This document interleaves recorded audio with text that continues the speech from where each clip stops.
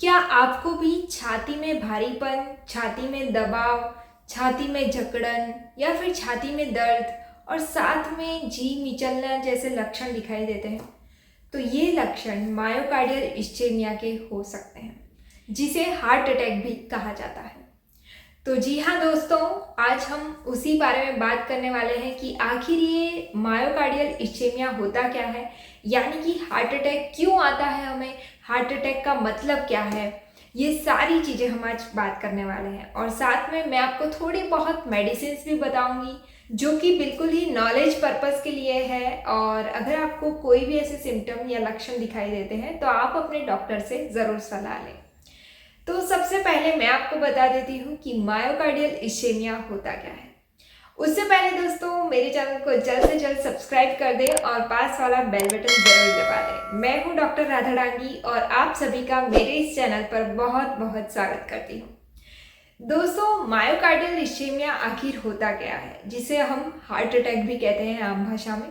तो myocardial ischaemia का मतलब है कि अगर आपके हार्ट मसल्स को सही से ब्लड सप्लाई नहीं हो रहा है, यानी कि सही से खून नहीं पहुंच पा रहा है, तो उसे मायोकार्डियल इस्चेमिया कहा जाता है। उस टाइम पे क्या होता है कि आपके हार्ट मसल्स को सही से जो ऑक्सीजन युक्त ब्लड आना चाहिए वो नहीं पहुंच पाता है। उसके बहुत सारे रीजंस हो सकते हैं, उसी बारे में हम बात करेंगे। साथ में मैं आपको लक्षणों के बारे में भी बताऊंगी और आपको थोड़ी बहुत मेडिसिन भी बताऊंगी। तो सबसे पहले हम जान लेते हैं कारणों के बारे में कि आखिर ये क्यों हो जाता है।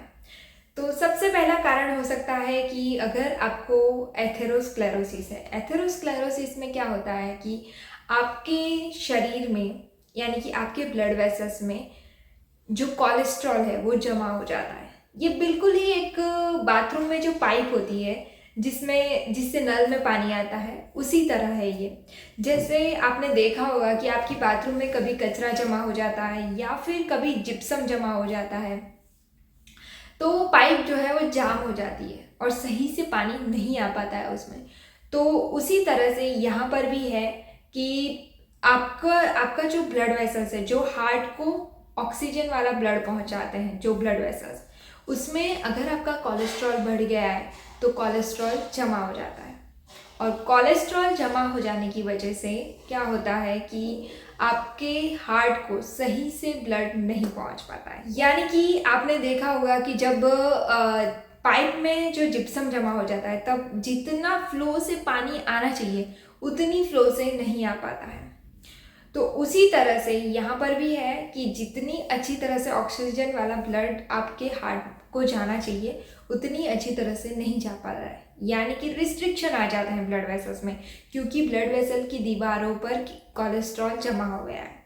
तो उसी वजह से आपको हार्ट अटैक आ सकता है। दूसरा देखें तो अगर आपके ब्लड वेसल्स में खून के थक्के बहुत ज़्यादा हैं, खून के थक्के मतलब कि खून के छोटे छोटे गड्ढे जम जाना। अगर वो छोटे छोटे गड्ढे टूट जाते हैं तो बहुत सारे गड्ढे हो जाते हैं। तो बहुत सारे गड्ढों की वजह से बीच बीच में जब आपको जैसे ब्लड पास हो रहा है तो बहुत सारे गड्ढे जो है वो बीच बीच में आएंगे। तो उसके कारण भी सही से आपके हार्ट को जो ब्लड पहुंचना चाहिए वो नहीं पहुंच पाएगा।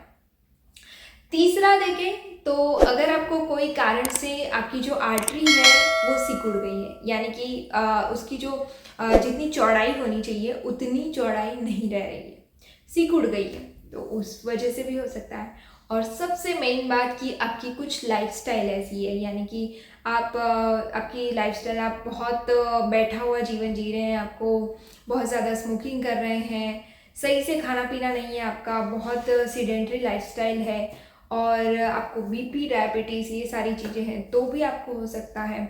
तो ये सारे कारण हो सकते हैं आपको हार्ट अटैक आने के। अब हम ये देख लेते हैं कि अगर आपको हार्ट अटैक आता है तो आप कैसे उसे पहचानेंगे, यानी कि आपको कौन कौन से ऐसे लक्षण दिखाई देंगे। तो सबसे पहला लक्षण आपको दिखाई देगा कि आपको हार्ट पर बहुत दबाव लग रहा है, यानी कि हार्ट में भारीपन महसूस हो रहा है, छाती में भारीपन महसूस हो रहा है। साथ में आपको आपके जो हाथ पाँव है, यानी कि जो लेफ्ट साइड बॉडी है वो, उसमें आपको दर्द महसूस होगा। नमनेस लगेगी, यानी कि सुनपन लगेगा। जैसे कि आपका लेफ्ट हैंड हो गया, लेफ्ट बैक साइड हो गई, लेफ्ट लेग हो गया, उन सभी चीज़ों में आपको ये सारी चीज़ें महसूस होगी, यानी कि नमनेस लगेगी या फिर दर्द होगा। साथ में आपको छाती जैसे सिकुड़ गई हो, छाती पर दबाव पड़ रहा हो, इस तरह का महसूस होगा। साथ में आपको चक्कर जैसा लगेगा, मतली उल्टी जैसा आपको लग सकता है, पेट में भारीपन लग सकता है, हार्ट बर्न है, एसिडिटी, ये सारी चीज़ें हो सकती है।